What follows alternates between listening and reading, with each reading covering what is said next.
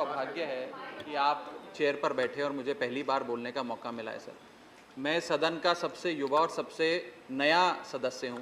मैं आपसे, आप इसे मेरी मेडन स्पीच माने या ना माने, आई सीक योर इंडल्जेंस सर। मुझे 5-7 मिनट दे दीजिए। वो भी तैयारी से आई है, मैं भी तैयारी से आया हूँ।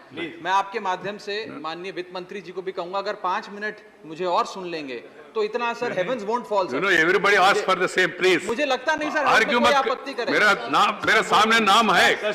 I know the names before me. Sir मैं आपके आश्वासन पर ही बोलूंगा, मुझे प्लीज थोड़ा समय दीजिए सर। आज से कई साल पहले एक मूवी आई थी पीपली लाइव, उसका एक गाना था सर, सखी सैया तो खूब ही कमात है, महंगाई डायन खाए जात है। आज इस गाने के लिरिक्स सार्थक होते नजर आ रहे हैं सर। मैं पंजाब सूबे से आता हूं, एक खेती प्रधान सूबा है सर, और पंजाब का किसान, देश का किसान महंगाई की डबल मार झेल रहा है। एक मार किसान की एज अ प्रोड्यूसर और दूसरी मार किसान की एज अ कंज्यूमर।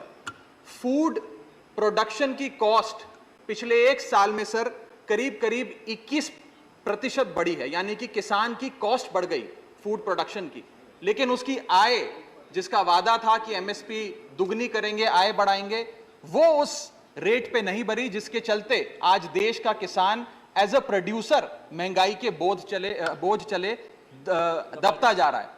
दूसरा, देश का किसान एज अ कंज्यूमर भी सर, क्योंकि मैं पंजाब से आता हूं, आज कहीं बाजार में कुछ भी खरीदने जाता है तो महंगाई की मार झेलता है। और मैं बताऊं आपको सर, ये शायद आजाद भारत के इतिहास में पहली बार हो रहा है जब भारत देश की रूरल इन्फ्लेशन भारत देश की अर्बन इन्फ्लेशन से ज्यादा है, यानी कि शहरों में रहना सस्ता है गांव में रहने के मुकाबले। और आप जानते हैं ये देश वो देश है सर जहां पर मैक्सिमम आबादी रूरल आबादी है सर। इन्फ्लेशन को टैक्सेशन विदाउट लेजिस्लेशन भी कहा गया, यानी कि ये वो महंगाई, ये वो कानून है जो बिना कानून के सरकार हम लोगों पे टैक्स लगाती है, ये वो माना जाता है। और सर जैसे रावण के 10 सर थे, भारत की महंगाई के 7 सर हैं। मैं सातों के सातों पर आधा मिनट बोलना चाहूंगा, आप जितना टाइम दे दें सर। पहला है ऊर्जा पर टैक्स, एनर्जी टैक्सेशन। दूसरा कारण सर्विस इन्फ्लेशन, जो नजर नहीं आती सर लेकिन महसूस होती है। तीसरा है सर जीएसटी का बोझ। चौथा है लागत बढ़ाने वाली महंगाई, यानी कि कॉस्ट पुल इन्फ्लेशन। पांचवा है सर बढ़ती महंगाई घटती कमाई, यानी कि हमारी आमदनी उस दर पे नहीं बढ़ रही जिस दर पे भारत की महंगाई बढ़ रही है। छठा पॉइंट गिरता हुआ रुपया। और सातवां पॉइंट सर कॉरपोरेट और सरकार की सांठगांठ। सर एनर्जी टैक्स जो क्रूड ऑयल पे लगता है, पेट्रोल पे लगता है, डीजल पे लगता है, यह भारत में दुनिया के मुकाबले सबसे ज्यादा है। और जिसके चलते आज कोयले की बात हो, पेट्रोल की बात हो, सारा बोझ कैस्केडिंग इंपैक्ट के तहत देश के आम आदमी पर डाला जा रहा है। मैं बताना चाहूंगा सर कि जब भारतीय जनता पार्टी की 26 मई 2014 में सरकार बनी थी, तब अंतरराष्ट्रीय बाजार में कच्चा तेल $108 पे बिकता था सर प्रति बैरल। वो 20 अप्रैल 2020 को $108 प्रति बैरल से घटकर $1 पर आ गया। इतना घट गया, लेकिन सर उसका जो फायदा था, लाभ था, वो देश के गरीब आदमी को नहीं सौंपा गया। और मेरे सवाल के जवाब में सदन में मुझे जवाब दिया गया सर कि 2016 से लेकर 2022 के बीच में सरकार ने 16 लाख करोड़ रुपए कमाए हैं एक्साइज ड्यूटी बढ़ा बढ़ाकर। पेट्रोल पर 78 बार और डीजल पर 76 बार एक्साइज ड्यूटी बढ़ाई है सर इस सरकार ने। दूसरा, I beseech you sir, I seek your indulgence sir. Sir GST, जिसे गरीब शोषण टैक्स के नाम से भी आज इस देश में जाना जाता है, यह टैक्स सरकार क्यों नहीं कम करेगी?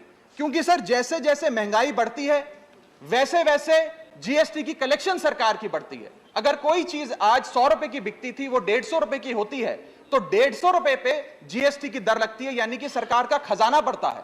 तो सरकार की मंशा कभी हो ही नहीं सकती महंगाई कम करने की। एक बड़ा महत्वपूर्ण पॉइंट है सर, जिसके चलते आटा दाल चावल पे तो उन्होंने लगाया सर जीएसटी, आम आदमी को और गरीब करने की कोशिश करी। लेकिन मैं जिस धरती से आता हूं सर, पंजाब से, वहां पर सर अमृतसर गुरुओं की नगरी माना जाता है, पवित्र धरती माना जाता है।